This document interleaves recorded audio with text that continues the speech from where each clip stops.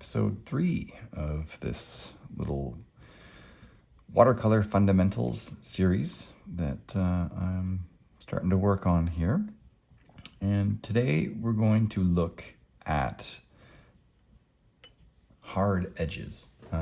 In watercolor, there are really two types of edges that you're going to encounter, hard edges and soft edges. And soft edges will be the subject of an upcoming episode, but for now we're going to deal with hard edges, since if you're starting out with watercolor, these are going to be some of the first ones you're going to encounter. You're going to make your paint, make a puddle of paint like we talked about in episode 1 with tube paint and in episode 2 with pans.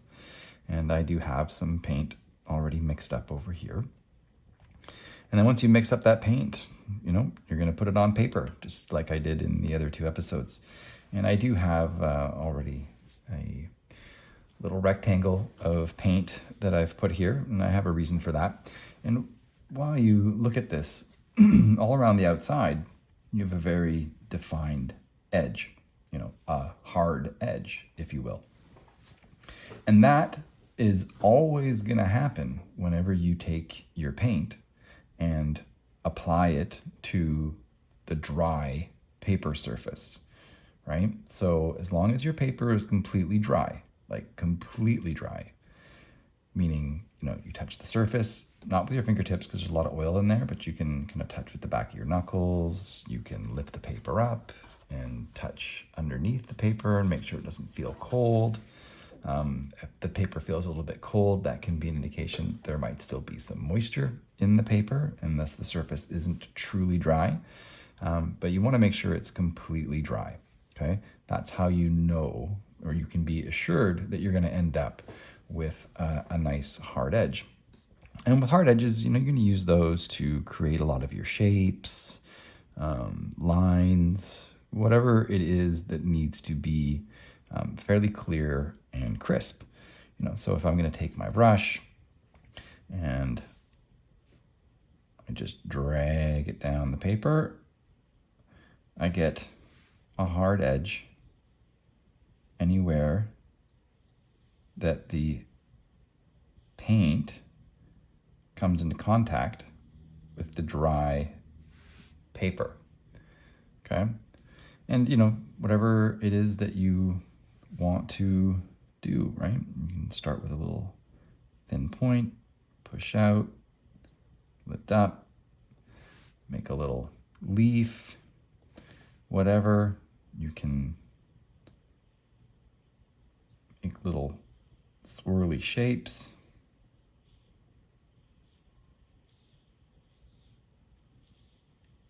All this is creating hard edges where the edge of the paint comes into contact with the dry paper, okay?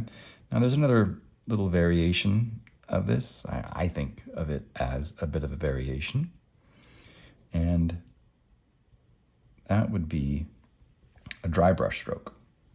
So if you have your brush, you notice what I did there. I loaded it up with some paint, and then I just started tapping it into the towel here. It's a little bit about moisture control, which is also going to be an episode I'm going to do. But I usually just go in here and get a little bit of the excess moisture out of my brush. There's still quite a bit inside the belly, but I just get some out of the tip. I take my brush and I don't go straight down, more or less like I did over here. I kind of take it at an angle, and I move it quickly across the surface. And you see, when I move that way, it breaks apart. Broken stroke, dry brush mark, whatever you want to call it. It's still essentially, in my opinion, a lot of very small little hard edges I'm going across on the dry paper, and I'm getting a lot of these little marks and revealing somewhat the texture of the paper. And that's kind of what you're doing. You're bringing it across, and I move it quickly, so it doesn't have a lot of time to try and sink into some of the lower areas of these textures. And that's when you see these little dry brush marks show up. Okay, so hard edges, hard edges, hard edges, hard edges, all bunch of tiny little hard edges, and as a result of a dry brush stroke. You can use this for a lot of different things, like specular highlights on the top of water. I use it often when I'm painting birds just to get some implied texture, maybe just loosely finishing off a tail, that sort of thing. Now, one of the things I want to talk about, the reason why I already have a square of color there. Now, this is the mixture I used to make this. And I just want to show you that you can do hard edges right on top of an existing wash as long as it's dry. So I can just come across this in whatever manner I want.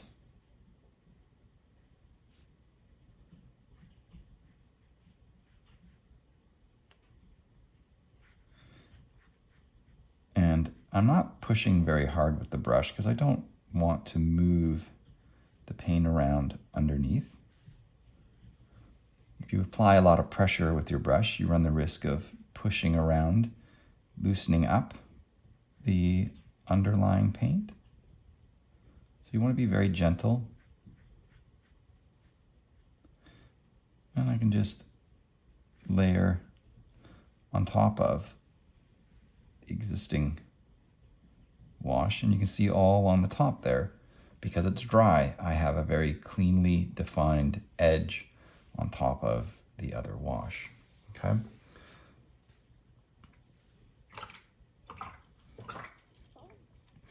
And for those that are interested in such things, the color I'm using here is Quinacridone Violet by Daniel Smith. It's a pigment that I do keep in my palette. It occupies more the red side of violet in the color wheel. It's a color I tend to have a little bit of difficulty mixing up with, say, permanent alizarin crimson and ultramarine, for example. And the brush I'm using is equivalent to about a size 8, and it is the Happy Dot brush from Oriental Art Supply. It says right there. Happy Dot. The paper that I'm using is by Bao Hong. It's a 140-pound cold press and 100% cotton. So hopefully you learn a couple things here about hard edges. There's, going to be a lot more to unravel as you continue your painting journey, but the main thing to take in consideration is that your surface needs to be completely dry. As long as it's dry, where you paint your brush, the edges of the paint to the paper, those edges between the paint and the paper will be a hard edge. This is the dry brush. You can see the texture, and then you can also layer on top of an existing wash. As long as it's dry, you're also going to get hard edges in there. I could do dry brush over top of it. I could have done any of this over top of it. It doesn't matter. It just has to be dry. So that's all I wanted to share with you today. Hopefully this is of value and you're enjoying these short little videos. If you do put a comment below. I'd love to hear from you. And if you have any suggestions for kind of starter techniques or tips you'd like me to cover in upcoming episodes, do also mention those in the comments. I'd love to hear from you. Bye for now.